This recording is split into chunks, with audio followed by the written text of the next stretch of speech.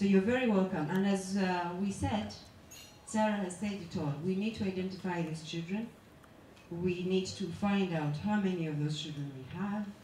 But all those issues have to come through at an early stage where identification is happening at the beginning of schools, where we're changing words like imbecile, changing words like spastic to understandable positive words for children. And that can start unless we understand what disability or special needs is on the ground, and we can't understand that unless we know what they are, and we're able to assess them in schools and are able to allow them to be part of school or main school, and that's inclusive education. So thank you. I hope that this is the beginning of many other meetings where we're going to streamline our special needs, where we're able to understand that, and we hope that invest more money in that aspect of our society, because it's very, very important. There are many of our population who are there. I can't tell you what the percentage is because I don't know myself, but that's where we are starting, because I know that special needs education ministry, the department is trying to revitalize and revise the policy, and we hope that this can be something that more people understand what the policy is and what we're supposed to do with children with special needs. Crane is Children at Risk Action Network. It's not the bank. That one closed. And we work with children at risk. And as we are all aware, most of our children at risk, I think the OVC policy once said 96% of our children at risk. So even your children at home are at risk, but in several ways. We work with child protection. We know that our children, we have had TV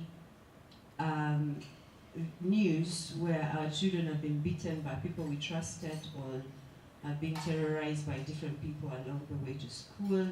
And so children are at risk. We also know that 57% of our population is children. And so we need to do something about children. And that's why Crane works with children at risk. We work with schools. We work with special needs children. We work with children in churches, in residential care places, so that we're trying to build capacity of all those different people in those areas. We're trying to network like we're doing right now. We're trying to advocate like we're still doing right now. And we're trying to bring together people to understand the different needs of children, so that children become our main agenda in Uganda. We are not at the moment investing in our children as we should, and yet they are half of our population. So we need to increase our interest and make our children a political issue, okay? Because there are children on the streets, and our answer is remove children on the streets without processes. So we need to go slowly and understand. Children at risk, our three priorities are children in education, children in families, and children in safe spaces. And that intermingles, because you cannot deal with children in families without thinking about education and without thinking about child protection or safe spaces for them. So we have about 140 organizations that are part of the network, and their arms, the organizations have national arms reaching far around Uganda, and therefore we are a national NGO.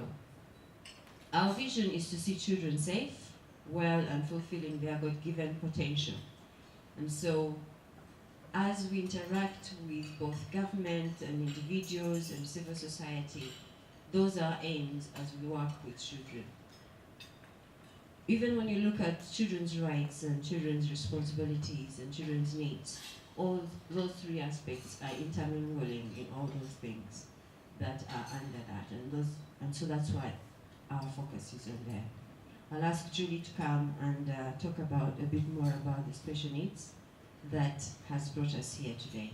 So thank you very much for coming. We hope we'll have good deliberations. You're welcome.